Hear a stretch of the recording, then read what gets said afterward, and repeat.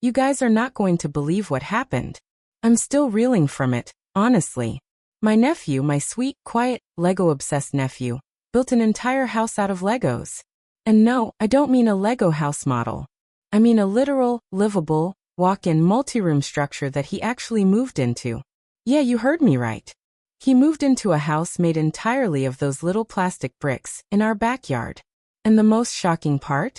It wasn't just a quirky project. It was a desperate, heartbreaking act of rebellion and a testament to just how far a neglected kid will go to find a place to belong. Tell me, would you have ever imagined a child could be pushed to such an extreme? Because I certainly didn't, and now I'm left wondering if I completely failed him.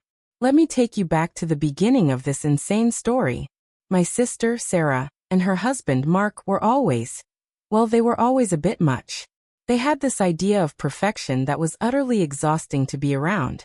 Every aspect of their lives, from their pristine minimalist house to their carefully curated social media presence, was a performance. To them, life wasn't about being happy, it was about looking happy to people they didn't even like. Their house was like a museum. Everything was white, beige, or marble. If a throw pillow was out of place, Sarah would have a minor breakdown. If the grass was a millimeter too long, Mark would be out there with a ruler. And unfortunately, their son, my nephew Alex, was just another prop in their perfect little world. Alex, bless his heart, was the antithesis of their carefully constructed image. He was introverted, deeply creative, and had an almost savant-like obsession with Legos since he was a toddler. While other kids were running around outside or playing sports, Alex was meticulously constructing intricate castles, spaceships, and entire cities in his room. I remember visiting when he was just 7, and while Sarah was busy obsessing over the exact shade of ivory for her new curtains, Alex was in the corner explaining the structural load-bearing capacity of a bridge he'd made out of primary colored bricks. His room, by the way, was the only place in their house that wasn't perfectly staged. It was a wonderland of half-built creations and scattered bricks, a vibrant explosion of color and imagination that stood in stark contrast to the muted grays and whites of the rest of their home. Sarah and Mark tolerated his hobby, mostly because it kept him quiet and out of their hair. They'd occasionally post a picture of one of his larger builds on Facebook with a caption like, "Our little architect at work," but they never really engaged with him about it. It was a surface-level appreciation, nothing more. They didn't care about the genius behind the bricks. They only cared that it made them look like supportive, quirky parents. They wanted him to be a star athlete, or a debate team champion, or anything that would bring them outward glory. His Lego passion was just odd to them. Something they hoped he would eventually grow out of, so he could start doing things that looked better on a college application. As Alex got older, his Lego passion didn't wane. It intensified to a level I've never seen in a teenager. By the time he was 14, he wasn't just building models. He was designing complex, functional structures. He'd spend hours watching architectural documentaries, studying engineering principles, and even experimenting with different interlocking techniques to create stronger, more stable builds. He started buying specialized technical books on masonry and carpentry, translating those real-world skills into the world of plastic. He tried to share his enthusiasm with his parents, showing them blueprints he'd drawn on graph paper, or explaining the structural integrity of his latest creation using terms like tensile strength and compression. But they'd just nod vaguely, their eyes glued to their phones, and tell him to focus on his schoolwork, or worse, suggest he find a more practical hobby. This constant dismissal chipped away at his self-esteem, and I could see it every time I visited. It wasn't just that they didn't like Legos, it was that they didn't like him. They liked the idea of a son who looked good in a sweater vest on a Christmas card, but they didn't want the actual human being who lived in their house. I tried to be there for him, to encourage his creativity, but I live a few states away, and my visits were limited. I'd send him new Lego sets, call him to ask about his latest projects, and listen intently when he'd explain his ideas, but it wasn't enough to counteract the constant subtle neglect he faced at home. He was a vibrant, brilliant soul living in a vacuum of perfection. He once told me that he felt like he was just a smudge on a clean window in their eyes. Something to be wiped away so the view could be clear again. The turning point, I think, came when he turned 16. This should have been a milestone year, right?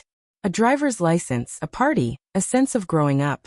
Alex had been asking for a larger, more sophisticated LEGO Technic set for months, something he'd saved up a good portion of his allowance for. This wasn't just a toy, it was a complex motorized set with thousands of pieces. He also desperately needed a new desk for his room, as his old one was literally bowing under the weight of his increasingly ambitious projects. He brought it up to his parents at dinner one night, carefully explaining his needs, and even offering to pay for half of the set himself. He'd done his research, found the best prices, and even measured the space for the new desk. Sarah and Mark, however, had other plans. They decided that what Alex really needed was a brand new, top-of-the-line gaming computer with a dual-monitor setup and a professional streaming mic. Not because Alex was a gamer. He wasn't, not really, but because all of his popular cousins had one, and they thought it would make him more socially acceptable. They wanted him to be a streamer, someone they could brag about, someone who fit the modern cool kid mold. They presented it to him as a grand gift on his birthday, beaming with pride, filming the whole thing for their Instagram stories, completely oblivious to the look of crushing disappointment on Alex's face. He tried to be gracious, he really did, but I could tell it stung like a physical blow.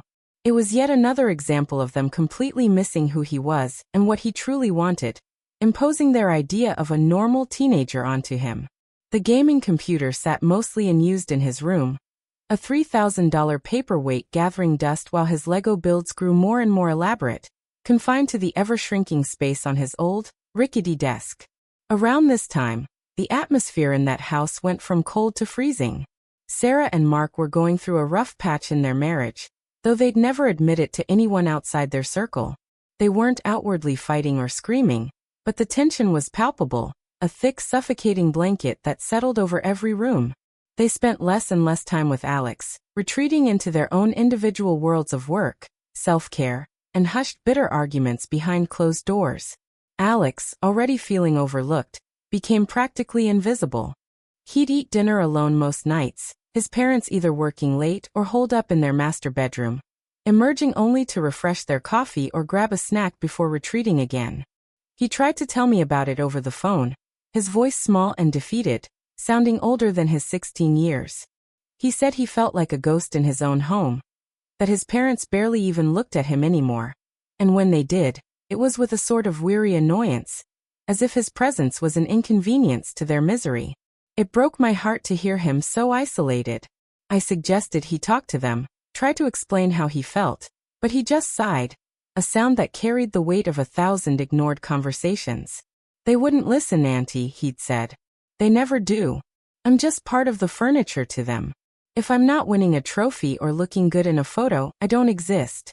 I want to go somewhere where I can actually build something that matters.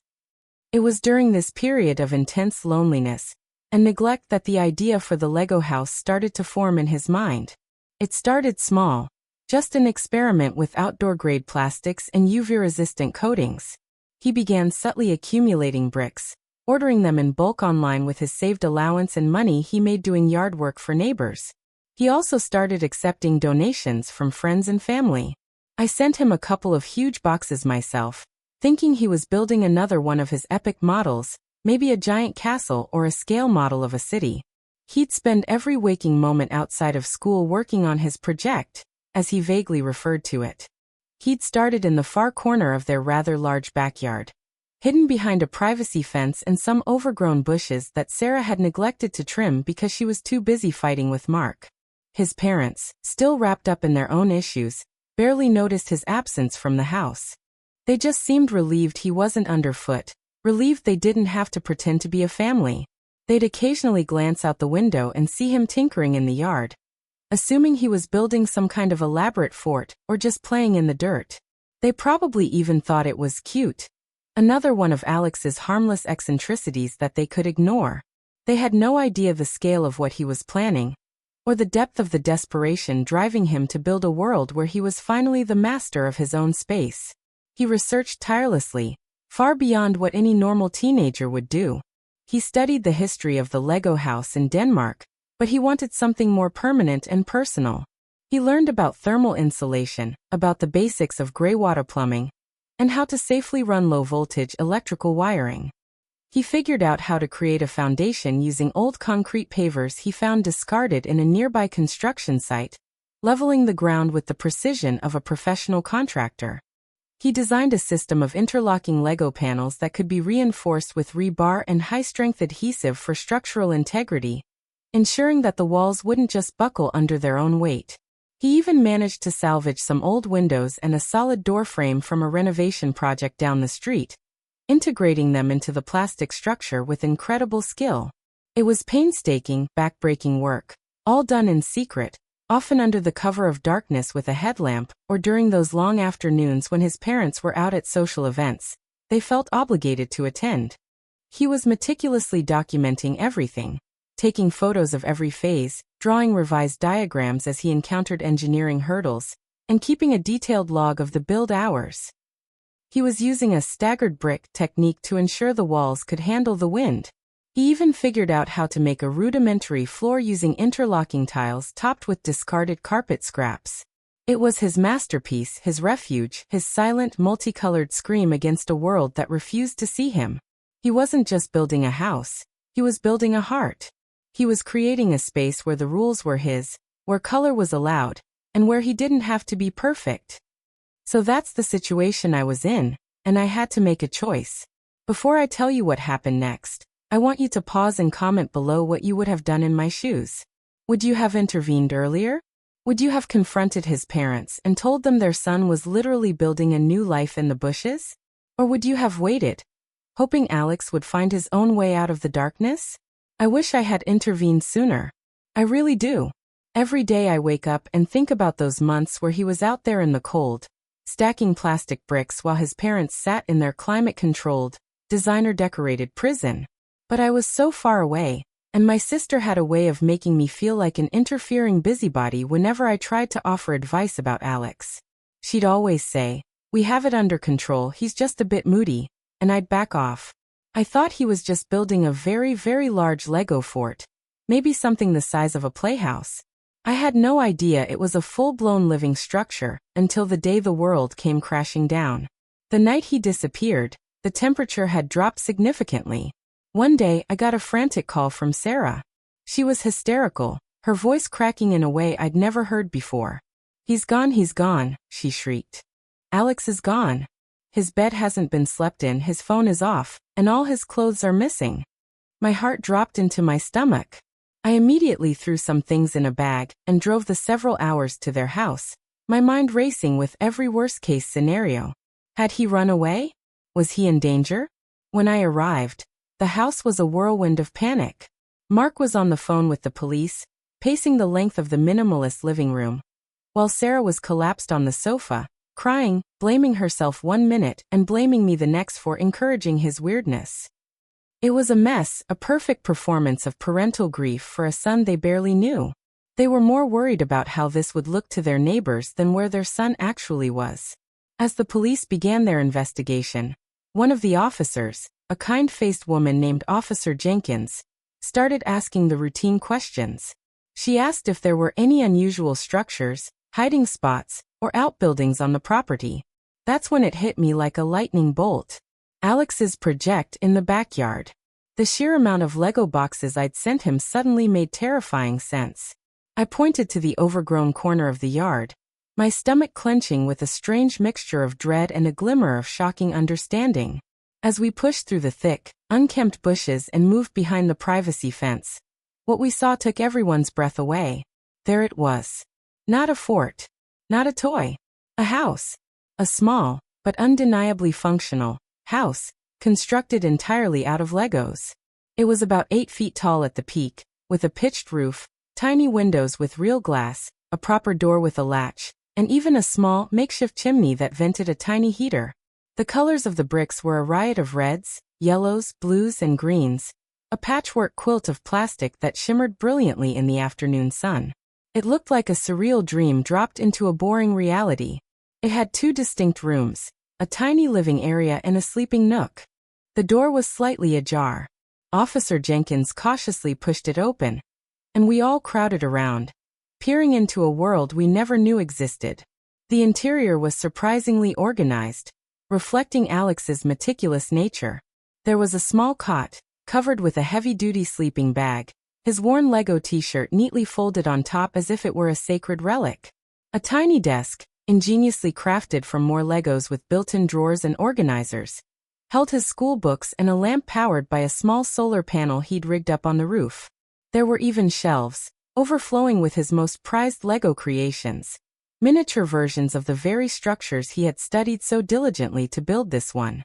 The walls were lined with insulation foam he'd cut to fit perfectly between the Lego studs. And there, sitting quietly at his desk, sketching in a notebook by the light of a solar lamp, was Alex. He looked up as we entered, startled, his eyes wide, but there was no fear in them. There was only a quiet, resolute defiance that made him look 20 years older. He didn't look like a runaway. He looked like a homeowner who had finally achieved his dream. Sarah gasped, a choked, ugly sob escaping her lips. "Alex, what have you done? What is this? Why would you live out here like an animal?" she cried, rushing forward to grab him. But Alex didn't look at her. He didn't even flinch. He looked straight at me, a flicker of something unreadable, maybe relief, maybe sorrow, in his gaze. He simply said, his voice cracking only slightly, "I built my own home, Auntie. A place where I actually fit. Where I'm not just a prop for a photo. Where I could finally just be me. In that house, I'm just a disappointment. In here, I'm the architect." The silence that followed was deafening. Mark stood in the doorway, his face turning a shade of pale that matched the walls of his perfect house, finally seeing the physical manifestation of his son's exclusion. He looked at the walls, realizing that his son had spent thousands of hours building this while he was only a few yards away, completely oblivious. The confrontation that followed was brutal and lasted for hours. Sarah and Mark were a volatile mix of anger, shame, and a bizarre kind of bewildered pride that they couldn't quite suppress. They couldn't wrap their heads around the technical achievement. They shouted about the danger. They pleaded with him to come inside. They demanded to know why he would do something so ridiculous and embarrassing that might get back to their neighbors or their bosses. Sarah actually asked if the neighbors could see it from their second-floor window. That was her first concern. Alex, for his part, remained remarkably calm. The calm of someone who has already left and has nothing left to lose. He explained in a steady, analytical voice exactly how he felt invisible in their house. He told them about the dinners alone, the ignored blueprints, the gaming computer that felt like a bribe to be someone else. He told them about how they would walk past his room without even knocking to see if he was okay. He said he needed a place where his passions were celebrated, not tolerated as a phase. He even began showing Officer Jenkins the intricate structural designs, the way he'd managed to make the roof waterproof with a layer of thin plastic sheeting between the bricks, and the clever ways he'd managed to make the structure stable enough to withstand a storm. He explained the calculations for weight bearing, the physics of the interlocking bricks, and the resourcefulness he'd employed to make it livable. He wasn't just a kid who built a Lego house. He was a genius who had, quite literally, built himself a sanctuary from the emotional frostbite of his own family. Officer Jenkins was incredible. She saw past the plastic bricks and saw the boy. She listened to Alex for a long time, then gently but firmly pulled Sarah and Mark aside. She explained to them that while their son hadn't committed a crime, his actions were a massive, neon-colored cry for help. She told them that if a child feels the need to build a literal house in the backyard just to feel seen, then the problem isn't the child. It's the home he's trying to escape. She suggested immediate family counseling, and made it clear that they needed to change their entire approach to parenting. She told them they were lucky he built a house instead of doing something much more self-destructive. She also pointed out the legalities. A minor living in a non-permitted structure, and told them they had to address the underlying emotional issues immediately, or she would have to involve social services. It was the wake-up call they desperately needed, delivered with the authority of the law and the empathy of a mother. The aftermath wasn't a sudden, magical fix where everyone hugged and lived happily ever after. Real life doesn't work that way. Alex reluctantly agreed to move back into the main house, but only after his parents agreed to some non-negotiable terms that he had written down in his notebook. He had a list of 12 structural repairs for the family. His room would be his sanctuary, no questions asked. They would no longer force him to participate in their social media performances. They would regularly sit with him and genuinely engage in his projects without their phones in their hands. And they would commit to a year of intensive family counseling. It was a slow, painful process. There were relapses, there were arguments, and there were many days of uncomfortable silence. The Lego house, however, became a symbol. It stood in the backyard for months, a bright, defiant monument to a teenager's resilience and a constant reminder to Sarah and Mark of how profoundly they had failed to see their own son. Every time they looked out the kitchen window, they didn't see a perfect yard. They saw the plastic evidence of their neglect. It was a colorful scar on their pristine landscape. Eventually, as part of the healing process and under the guidance of their therapist, they began to dismantle the house together. It wasn't a punishment, it was a collaborative project. Alex led the way, showing his father how to carefully unclick the reinforced sections, while Sarah organized the bricks by color and size. They spent hours in the backyard, talking, really talking, for the first time in years. They talked about their marriage, about their pressures, and most importantly, they listened to Alex's dreams.